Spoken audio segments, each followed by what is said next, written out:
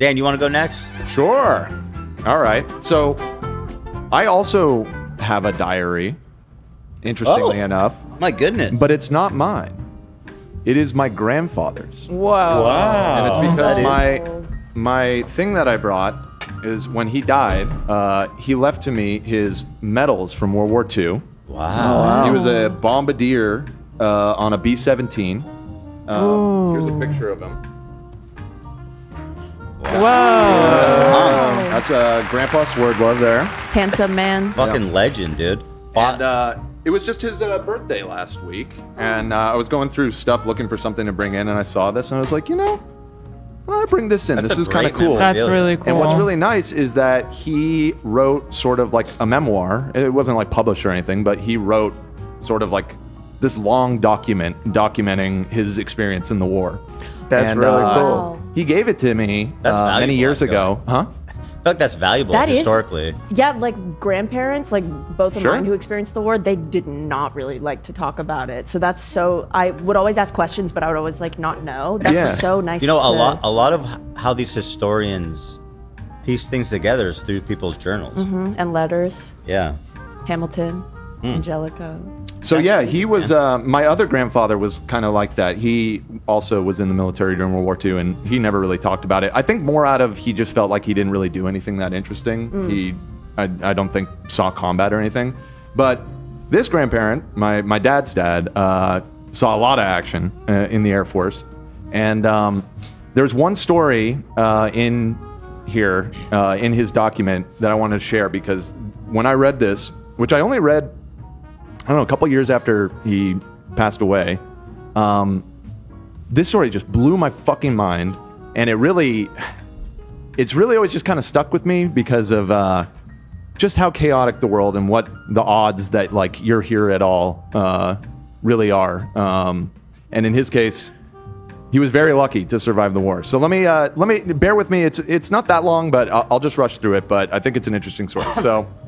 He's talking about how he starts going on missions. So after more practice missions, we were sent to Big B, Berlin. He was stationed in England, by the way.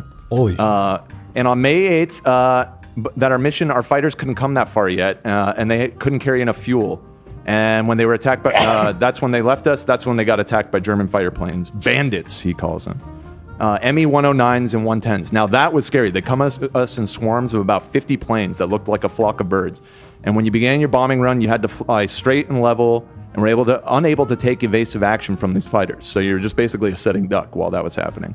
And the flak over Berlin was way worse than any other place. And that was the time that he did 95% of his work on the bombing run. So he was the bombardier, which is the guy in the plane that literally was using the sight and releasing the bombs from the plane. Wow. So on the bombing run, the pilot must be as accurate as possible to maintain airspeed and altitude and pray. Yeah. So the fighters usually lose interest once the bombs are away in order to concentrate on those that still hadn't dropped the bombs, and the flak gunners still have a full 2 minutes to correct their aiming, so we moved out of there fast. When we returned from that mission to Berlin, the flight surgeon, who was always waiting for the crews when we got back, took a look at him, took his temperature, and put him in the hospital with acute nasopharyngitis, which I was like, what is that? And I Googled it. It's just like the cold. It's just like a bad cold, basically. Love that. Sounds way scarier, right? That's how they do it old-timey. Yeah. So while in the hospital, my crew flew their next mission with the substitute bomber, Leo Kruzinski, and they were shot down. Wow. John Akers, Scotty, Lloyd Dell, and the rest of my crew. That was pretty rough to take. We had trained together for so long, and we were a pretty close-knit team. Others on their raid assured me that they saw parachutes and that they had bailed out, but it came as a tremendous shock to me. He ended up writing letters to the spouses of all of his crewmates, assuring them that they probably escaped. And they were, and I later learned that only one of them was hurt. He shattered both of his ankles when he hit the ground, and he spent the rest of the war in a POW camp, Stalag Luft. So they survived. So anyways, when I was well enough to fly again, I was put on a crew with a chap named Roger Berkman, and we flew another mission to Berlin. And the following day, when we landed, the flight surgeon saw that I had a relapse and put me back in the hospital. Berkman and his crew then flew with another bombardier, and they were shot down. So that was 2 crews that they lost without him, that he just dodged getting shot down because he got sick, basically. My recovery was rather quick, and I was made lead bombardier on another crew. First mission with them was on the 22nd, and we flew to Kiel to bomb. I didn't know what we were hitting, but I found out later that the Germans were working on an atomic bomb there, and that they had destroyed the heavy water plant that they needed. So knocked out the Germans' nuclear plant real quick. Glad he did that. Yeah, thank you. Meanwhile, the other crews were flying a regular schedule, and it was adding up missions. At the time, the quota was 25 missions, and the other men were, and the other one piling up because he kept getting pulled off for being sick. So he flew on one more mission to Metz, and then he got sick of being the lead, so he requested to be taken off of it. So they took him off the crew, and they went up, and that plane got shot down. So that's a third time that the second that he got off of a crew, they got shot down. Wow. The whole outfit was getting the message, don't fly if Swerdlov leaves your crew. Yeah, for real. He later learned that crew survived and had returned home after the war.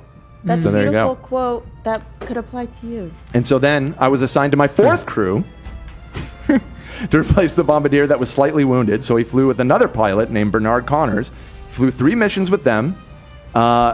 On the last mission, Connors, before the engine started, the original bombardier came running over to the plane and banged on the door and said, "I'm in, you're out," the guy who had been injured. So he got kicked off of that crew. I didn't argue. They flew off without me. Exactly what happened. And I was told they were shot down.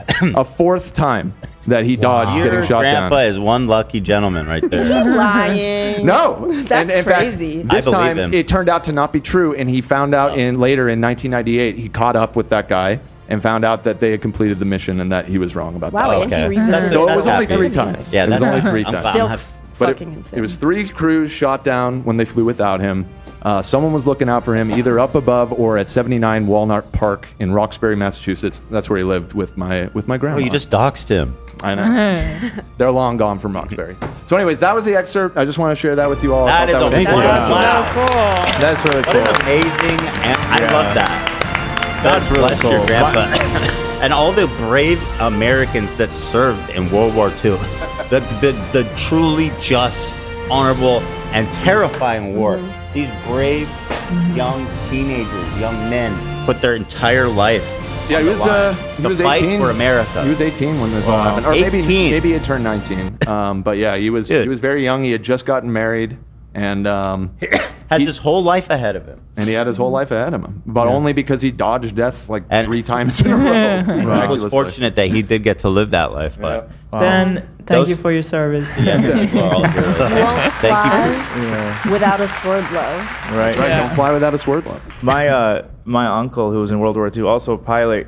Me and his kids always say one of our biggest regrets is not asking him, about things. We don't really know any stories from the war, so it was really cool that your grandfather did that. Yeah, like I Great. said, my other grandpa didn't really have much to say about the war, but Grandpa Swerdlov was very proud of his service and talked to me a lot. And as a kid, I was really interested in history and like World War II stuff. And yeah, that was a big part of my relationship with him. Honestly, was me talking to him about I'm his sure war he loved stories that. and stuff. That's why he gifted That's you cool. these really Yeah. valuable. And he gifted me with something else. You know how I'm into Warhammer and like model building and Yeah. everything like that? The first model, he bought me a model B-17, the plane that he had, and Yeah. we built it Aw. together. That's Like so the awesome. old school style where you cut it out, the pieces, and glue it all together or whatever.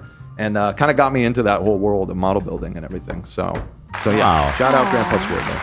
My heart is full. American hero right there, man. That's a good man. Sword love. Married to a Klein. What? Shut wow. up. Oh my god. How interesting. Yeah, my is that? grandma's maiden name was Klein. That whole side of I'm related to lots of Kleins. In fact, we've discussed this before because Wait, you your got it? grandpa or your dad is adopted, and Klein is his taken name, right? I'm It's actually his more taken Klein name, than yeah. you. I'm the most Klein Take it, person. bro. in this house. Take it. Like my name, if my dad wasn't adopted, would be Katzman, which is like, Katzman. there's no Katzman. mystery in that. Yeah, Klein could go either way, right? Yeah. But, well, the Kleins are Jewish. My Kleins are Jewish as well, by the way. My clients are also. There you go. Well, that's just incredible. I love to hear all that. Thank you for sharing. That was that was great. awesome. Love that.